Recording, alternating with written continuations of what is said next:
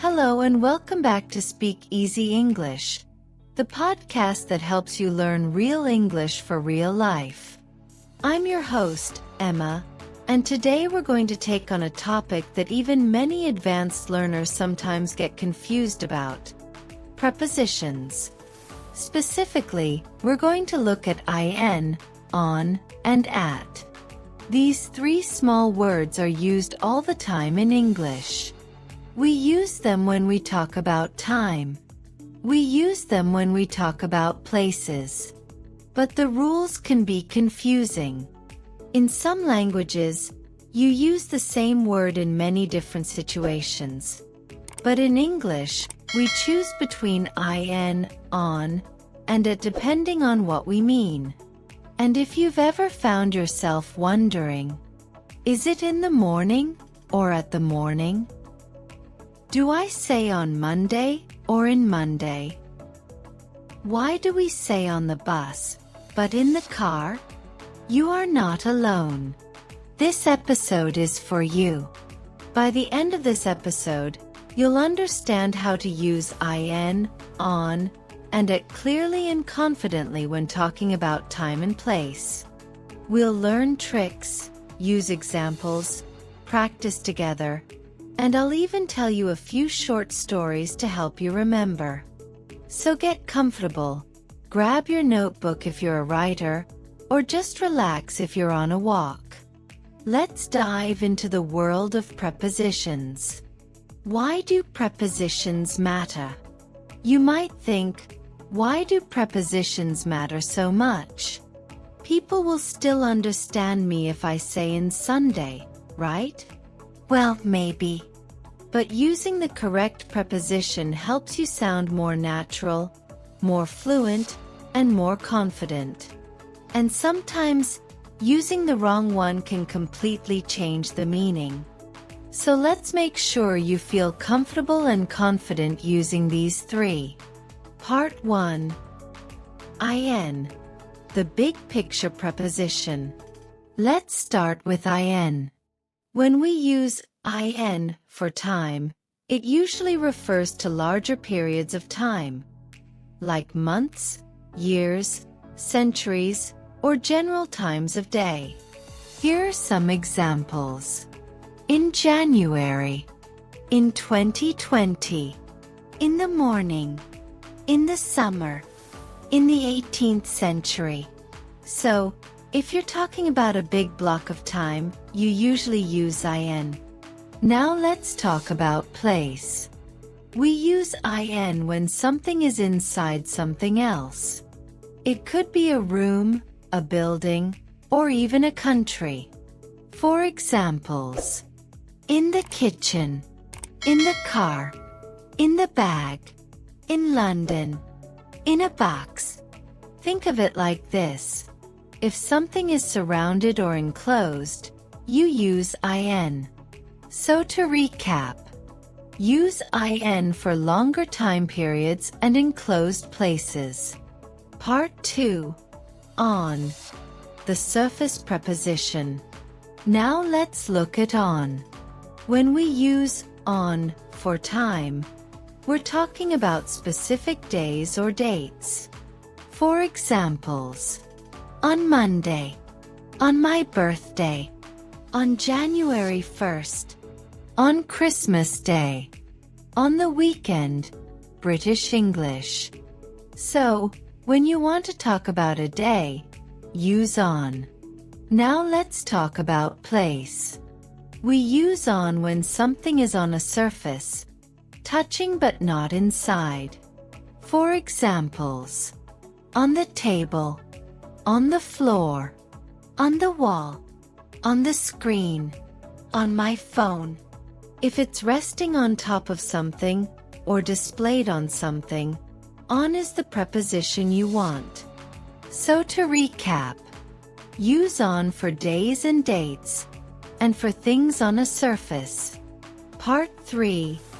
At. The exact point preposition. Now let's talk about at. When we use at for time, it's about exact times or specific points in time. For examples: at 5 o'clock, at noon, at midnight, at sunrise, at the moment. Now, for place, we use it when we talk about a specific point or location, not inside, not on, just there. For examples: at the bus stop, at the door, at school, at the station, at work. You use it when you think of a point rather than an area or surface. To summarize, use at for exact times and specific locations. Part 4. Quick trick to remember. Let me give you a quick trick to help you remember all this. Think of it like this, using time as the example. IN equals large period, year, month, morning. On equals specific day or date. At equals exact time. Now for place. In equals inside a space. On equals on a surface. At equals a point or spot. Here's a fun way to picture it. Imagine you're having lunch. You're in the restaurant, inside the building. You're on the chair, sitting on a surface. You're at the table, a specific point or location. Cool, right? That one scene gives you all three. Part 5. Common mistakes to watch for. Let's go over some common mistakes learners make. Mistake 1. I was born on 1990. Correction. I was born in 1990. We use IN for years. Mistake 2. We'll meet in Friday. Correction. We'll meet on Friday. We use on for days. Mistake 3. She is waiting in the bus stop. Correction. She is waiting at the bus stop. We use at for points or places. Part 6. Common mistakes to avoid. Let's go over a few common mistakes English learners make. Saying, on the night, instead of at night. Correct. I sleep better at night. Saying, at Monday, instead of on Monday. Correct. I have a meeting on Monday. Saying, on the restaurant, instead of in the restaurant. Correct. We ate in the restaurant. Don't worry if you've made these mistakes before. Now you know how to fix them. So, let's recap everything we learned today. IN is for big periods of time and enclosed places. On is for specific days and surfaces. At is for exact times and specific points or locations. Prepositions may seem small, but they're a big part of speaking clearly and fluently. Now, here's your homework.